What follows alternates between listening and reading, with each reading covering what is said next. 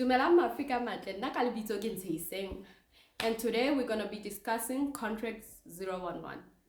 Hashtag everything you need to know about a binding contract. In the last episode of Meet the Paralegal, I indicated that a till slip has characteristics of a contract.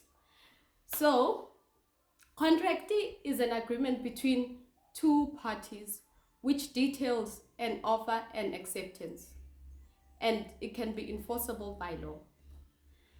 So, contract is a manifestation or materialization of the negotiations, whereby we speak money, service, and the expectations of both parties negotiating. So, how do you and you go to the shop and go buy something? That's you indicating to the shop that you want to buy something. And the shop will respond by indicating that it has that particular item on stock, but it's willing to give it to you at a certain price. When you take that item off the shelf and go to the till, that's your acceptance. So they document their transaction on a till slip, making it a contract. Hence, when you want to return that spoiled or item back to the shop, they ask you for a slip. Because you guys got into a contract, you got into an agreement that the item is going to be of a certain quality, and the shop pledged, or what can I say, indicated, like into credibility, I don't know, it is that standard. Hence, winkile off the shelf while tilling. So we don't only get contracts from employers. We get contracts from the shops that we go to. So how we are for diaparo in a clothing shop, haven't you ever noticed that they always ask you after taking things on account, can you sign the slip, please? Right there, that's a contract.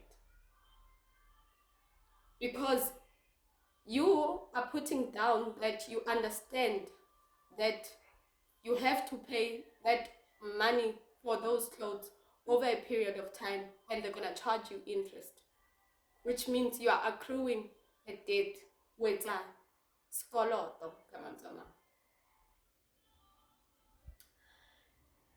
So, according to law, or according to the whole, a debt is anything that you owe to another person. That's a debt. It can be jointly and severally liable for a debt. So when as a person, you can be jointly liable for a debt or severally liable for a debt, which means that the creditor sees you as, for example, let me rephrase that. If they say your debt is pro rata, meaning jointly liable, it means that your debt is yours alone. Your portion of the debt is yours alone. But if they say your debt is jointly in solidum, meaning jointly and severally liable, it means that the person who signed as surety is also included in the debt. So the creditor can ask from you who wants to buy the particular item to pay it back, or pay the portion of that debt, or they can ask from the surety, the person who signs.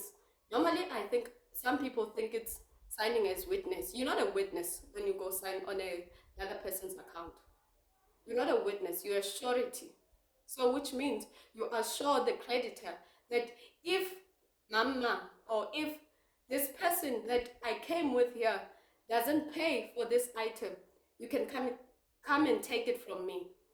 So they're not going to take a certain portion of the debt, they're going to take the whole debt. So how much item 20,000? It means that if the creditor can't find that person, they'll just take it from you. And you have to take your friend to court or take your friend to anywhere, discuss with your friend that ngolta 20,000 ya ka wena man. Ba sara before shop ile nerile yon. So that's the implication of a debt.